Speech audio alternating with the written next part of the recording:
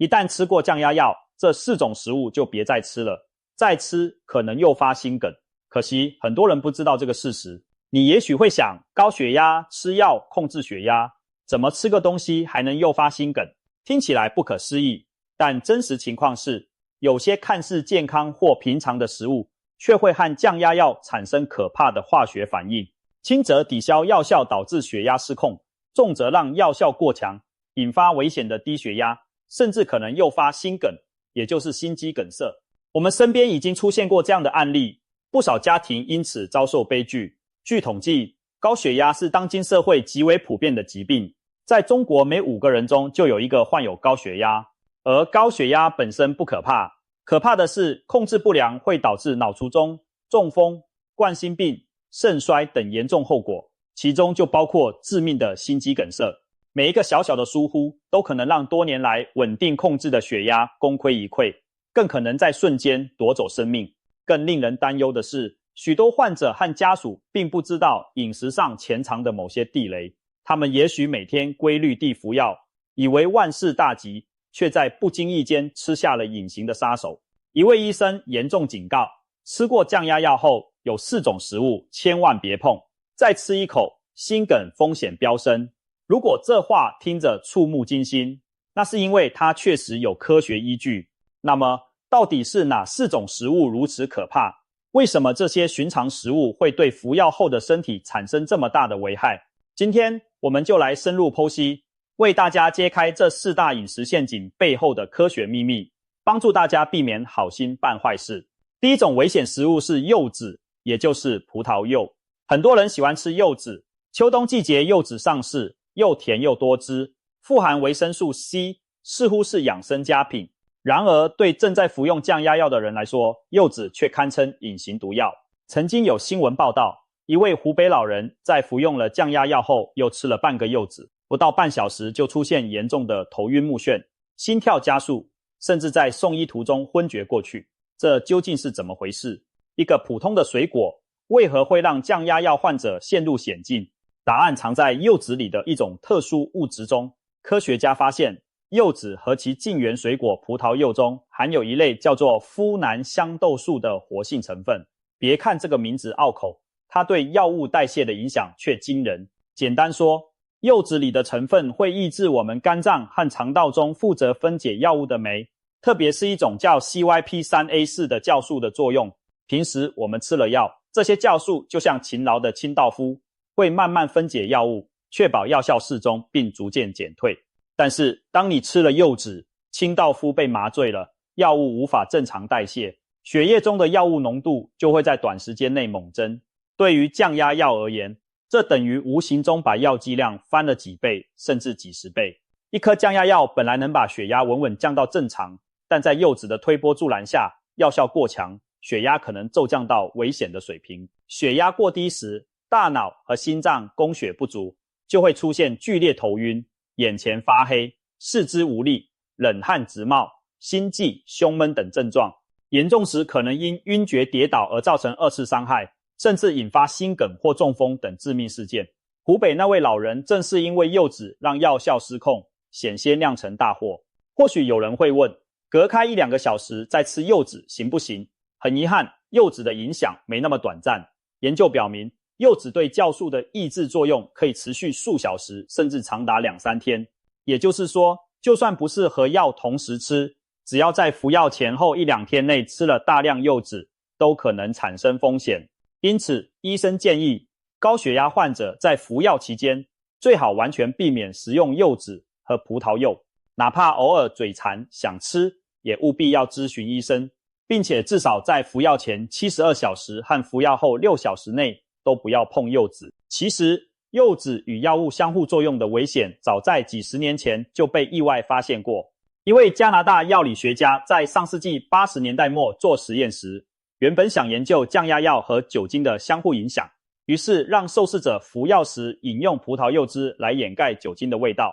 没想到试验结果大出意料，受试者的血压下降得异常厉害。追查原因才发现，罪魁祸首正是葡萄柚汁。1989年，这项意外发现正式公布，震惊了医学界。原来小小一杯葡萄柚汁竟能大幅提升血液中降压药的浓度，让药效变得过强甚至有毒。此后研究陆续证实，不仅降压药，至少有几十种药物，包括一些降血脂药、抗心律失常药、免疫抑制剂等，都会被柚子放大药效，因此柚子也被称为药物杀手。而对正在吃降压药的人来说，柚子无疑是头号危险食物。一杯看似健康的柚子汁，可能让血压骤降，引爆心血管危机。一半清甜多汁的柚子，可能成为诱发心梗的导火索。所以，如果家中有高血压患者正在服药，一定要记住，柚子不碰，葡萄柚绕行，千万别因一时口腹之欲，让辛辛苦苦控压的努力前功尽弃，甚至把自己推向危险的边缘。第二种危险食物是豆腐乳。许多中国家庭的餐桌上，豆腐乳是一道经典的小菜。一块雪白嫩滑的豆腐经过发酵腌制，变成了咸香醇厚的豆腐乳，半粥下饭，别提多开胃。但对长期吃降压药的高血压患者而言，豆腐乳却是不折不扣的隐形刺客。为什么这么说？因为豆腐乳虽小，盐分却极高。我们来算一笔账，为了制作豆腐乳，会在新鲜豆腐中加入大量食盐进行腌制，一方面抑制腐败变质，另一方面增加风味和保存期。结果就是每一小块豆腐乳里都藏着惊人的盐分。有资料显示，一块约10克重的豆腐乳含盐量约 0.65 克。这是个什么概念？世界卫生组织建议成人每日盐摄入量不超过5克，也就是说，吃上7-8块豆腐乳，光盐就超标了。而很多人吃豆腐乳往往不止一小块，早餐配粥几块，晚餐夹菜几块，不知不觉就摄入了过量的盐分。盐，也就是氯化钠，对血压的影响极大。钠离子一旦在血液中增多，会导致血管壁水肿，使血管腔变窄。同时，过量钠还会让血管对肾上腺素等收缩因子的敏感度增强。简单说，血管会变得更容易收缩，结果就是血压收往上飙。长期高盐饮食是诱发高血压的重要原因之一，也是让降压药效果大打折扣的元凶。如果一边吃药降压，一边又摄入大量盐分，等于一脚踩油门，一脚踩刹车，身体被搞得不知所措，血压可能忽高忽低，波动很大，或者一直降不下来。这种情况下，心脏和血管承受着剧烈的压力冲击，很容易出现意外。血压骤升可能让脆弱的动脉硬化斑块破裂，形成血栓，引发心梗或脑梗。血压长期控制不良则会加速心脏肥大和血管损伤，为日后的心血管事件埋下定时炸弹。更麻烦的是，许多老百姓并没有意识到豆腐乳的危险。一些传言甚至说，高血压和高胆固醇的人要常吃豆腐乳，这样有益健康。还声称豆腐乳表面的红色菌可以降血脂，或者含有什么降血压肽。这些说法听起来很诱人，但专家明确指出，豆腐乳不可能降低血压，反而因高钠可能导致血压升高。所谓降血压，太纯属子虚乌有。至于红色菌、红曲，确实可能有一点点降低血脂作用，但和那满满的盐比起来，简直微不足道。豆腐乳本质上是高盐食品，吃再多也没有降压效果，过量反而有害。因此，对于正在服降压药的朋友，豆腐乳能不吃就不吃，尤其是每天靠药物控制血压的患者，更应远离这种高盐食物。有人也许心存疑惑，难道一口都不能尝？觉得自己吃很少，应该没关系吧？的确，偶尔尝一小口解馋，问题不大，但绝不能养成习惯或经常食用。高血压的日常饮食原则就是低盐、低脂、清淡为主。一旦管不住嘴，吃下几块豆腐乳，药物辛苦建立的平衡就可能被打破，血压立刻上升。长期如此，哪怕把药换成再强效的，都难以控制住血压，那危险就真的近在眼前了。想想看，我们的传统饮食中，像豆腐乳这样的腌制高盐食品可不止这一样，不少酱菜、咸鱼、榨菜、酱肉等等，盐分都非常惊人。对于高血压患者来说，这些下饭菜往往就是血压的最大敌人，千万别因为一时嘴馋让血压爆表，甚至诱发致命的心梗中风。我们常说吃盐多的人命短，这话是有道理的。当然，完全戒除盐巴也不现实，但一定要严格控制摄入量。尤其像豆腐乳这种咸度极高又没有多少必要营养的食物，不吃完全不会对健康造成任何损失，用自己的健康去换一时重口味的满足，不值得。第三种危险食物是牛奶，不少人喜欢用牛奶送服药物，觉得以奶代水没什么问题，甚至还能增加营养，保护胃。其实这样做非常危险。一位控制高血压20多年的刘大爷就曾经吃过亏。他平时血压算稳定，每天早上按时吃降压药，之后还习惯喝一杯牛奶补充营养。某天早上他赶时间，干脆直接用牛奶把药片吞下。结果没过多久，刘大爷突然感到头昏目眩，心跳剧烈加速，浑身乏力。好在家人及时发现不对劲，把他送到医院救治。临走时，医生再三叮嘱他，以后千万别用牛奶服药。为什么一杯看似健康的牛奶差点把降压药送成了毒药呢？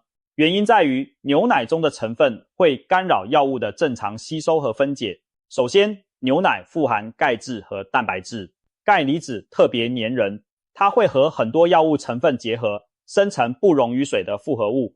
打个比方，本来药片进入胃肠应该迅速溶解吸收，但牛奶一搅和，药物成分可能被锁在与钙结合的沉淀里，粘在胃里或肠壁上，无法充分吸收。结果该进血液的药没进去，大部分药效白白浪费，血压自然降不下来。可是故事还没完，因为那些没有及时吸收的药物残留，可能在肠道里慢慢被释放吸收，时间点非常不规律，反而导致血液中药物浓度忽高忽低。对身体来说，这种不稳定更可怕，一会药效太弱，血压飙升，一会又药效突强，血压骤降，心血管系统被折腾得苦不堪言。刘大爷当时出现的症状，很可能就是因为药效突然增强，导致血压过低，加上心律紊乱所致。另外，牛奶中还含有一些酶类和氨基酸的分解产物，也可能与药物发生化学反应，让药物变质或沉淀。有研究指出，牛奶与某些化学药物成分结合，会产生不溶性的物质。这些微小的凝结物不仅让药物吸收受阻，还可能刺激消化道引发不适，严重时甚至导致心律失常、胸闷、胸痛、呼吸循环受阻等问题。尽管并非每种降压药都会与牛奶剧烈反应，但风险难以预测。为了保险起见，所有降压药都不宜用牛奶送服。还有一点常被忽视，有些降压药具有缓释或特殊包膜设计，本应在数小时内徐徐释放药效，但若用牛奶吞服，药片外层可能被牛奶的脂肪和蛋白质包裹住而延迟溶解，随后在某个时刻突然溶解，导致药效集中爆发，对血压控制非常不利。可以说，牛奶把药效的节奏完全搞乱了。综上所述，服用任何药物，尤其是降压药，最安全的做法就是用温开水送服。水是最纯净的溶剂，不会跟药物起化学反应，也不含干扰药效的离子和营养素。千万不要拿茶、咖啡、果汁、牛奶等饮料来送药，这些都可能影响药效。其中牛奶因为营养成分丰富，反而成了干扰高手。特别提醒中老年朋友，不要相信牛奶、送药、护胃之类的偏方，降压药通常并不刺激胃黏膜，用水送服完全没有问题。如果担心药物伤胃，可以在饭后按医嘱服用，但千万别用牛奶为图方便。记住，药不能乱吃，药也不能乱配，哪怕一杯看似温和滋补的牛奶，都可能让你的降压药失灵或变成双刃剑。为了稳定控制血压，一定要把牛奶和药分开，想喝牛奶补营养，请与服药时间错开至少1-2个小时，而服药当下还是老老实实用白开水为妙，这样既能享受牛奶的好处，又不会影响药效，可谓一举两得。第4种危险食物是红酒，适量喝点红酒有益心脏健康。这句话很多人都听过吧？确实，有研究指出红酒中的白藜芦醇等物质对心血管有好处，但是这种说法并不适用于正在服用降压药的人。事实上，酒精对于高血压患者而言，本就是需要慎之又慎的东西。在服药期间，饮酒更是如同火上浇油。我们先看看酒精对血压的影响。酒精进入体内后，短时间内会让血管扩张，心跳加快，于是血压暂时降低，人体感觉有点放松、发热。这就是为什么有人觉得喝酒可以活血通脉。但这种扩张是一把双刃剑，如果扩张过头，血压就可能降得太低，人会感到头晕无力，严重时直接晕倒。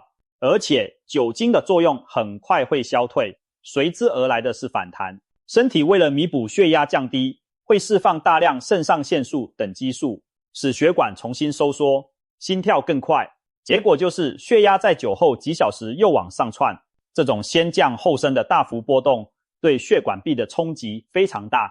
现在在考虑降压药，许多降压药的作用机理正是扩张血管、减慢心率来降低血压。如果一边吃着降压药，一边又喝下几杯红酒，会发生什么？两种扩张血管的效果叠加，血压可能迅速降到比正常服药时更低的程度，轻则头昏眼花、站立不稳，重则大脑供血不足，直接晕厥。更危险的是，如果此时你起身活动，低血压可能导致摔倒、外伤，甚至引发猝死。而等酒劲过去后，身体的反弹作用又会让血压飙升。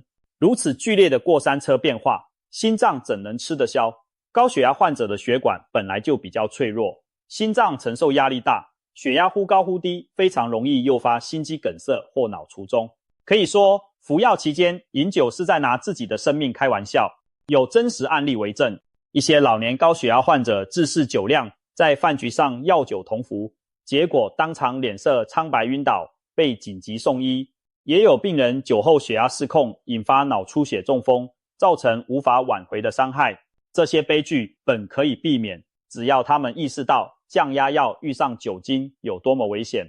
此外，酒精还会损害肝脏，而许多降压药需要在肝脏代谢，饮酒可能干扰药物的代谢速度，加重肝脏负担。一些药物在酒精的影响下代谢变慢，积蓄在体内引发毒性。也有的药物因酒精刺激肝脏加快代谢，导致药效过早消失。无论哪种结果都不妙。酒精还会使心率加快，诱发心律不齐，这对心血管本就有问题的人来说，无疑更添危险。需要强调的是，不只是红酒，任何含酒精的饮品对降压药患者来说都应该避免。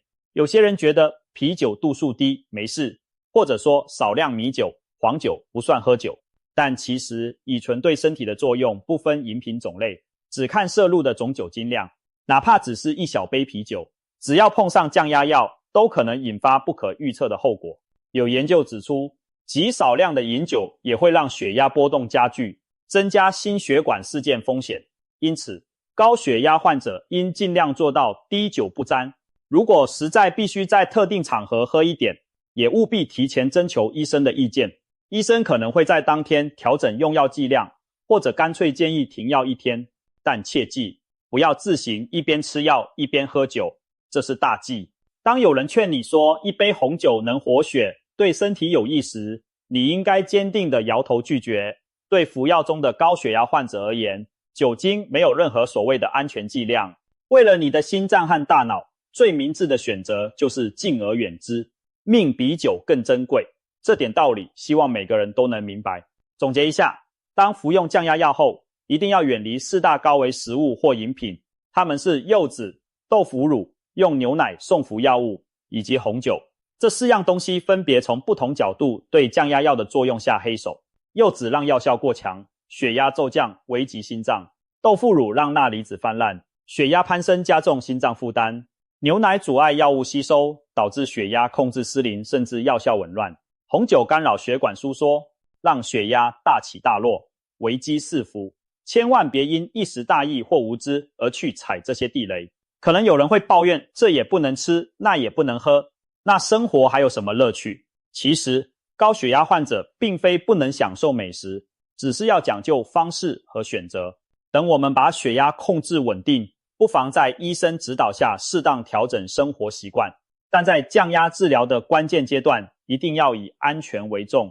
健康的饮食不见得不好吃，少盐少油多蔬果，高钾高纤维的食物可以既美味又有助于降压。反之，那些会干扰药效的东西，再诱人也要忍一忍。另外提醒，高血压患者在用药期间，除了上述4种浓茶、浓咖啡等含咖啡因的饮料也不宜大量饮用，因为咖啡因可能让心跳加快、血压波动，削弱药效。而含钾高的水果如香蕉、橙子也要适量，因为某些降压药本就会使血钾升高，过多钾离子反而可能引起心律紊乱。这些都需要根据自己所服药物的特性向医生咨询，但大体而言，我们今天列举的4种是最具代表性且最容易被忽视的，务必要对它们提高警觉。生命没有重来，每一次心梗、中风的发生都可能改变一个人的人生，甚至撕裂一个家庭。我们不能让自己的无知成为健康的杀手。现在你已经知道了这4样东西的危害，就请牢记在心，并告诉身边正在服药的亲友，一起避开这些陷阱。医生开的药不是万能的，还需要我们自己配合，听话照做，管理好日常的饮食起居。只要药效发挥稳定，血压控制理想，我们就大大降低了心肌梗塞等灾难性事件的风险。最后，希望所有高血压患者都能管住嘴，迈开腿，按时吃药，定期复查，把这些潜伏的危险因素挡在门外，才能真正享受长久稳定的健康。记住，为了让你的心脏多跳动几十亿次，这点饮食上的克制非常值得。祝愿大家都能平安地守护住自己的血压，远离心梗，拥有长久健康的生活。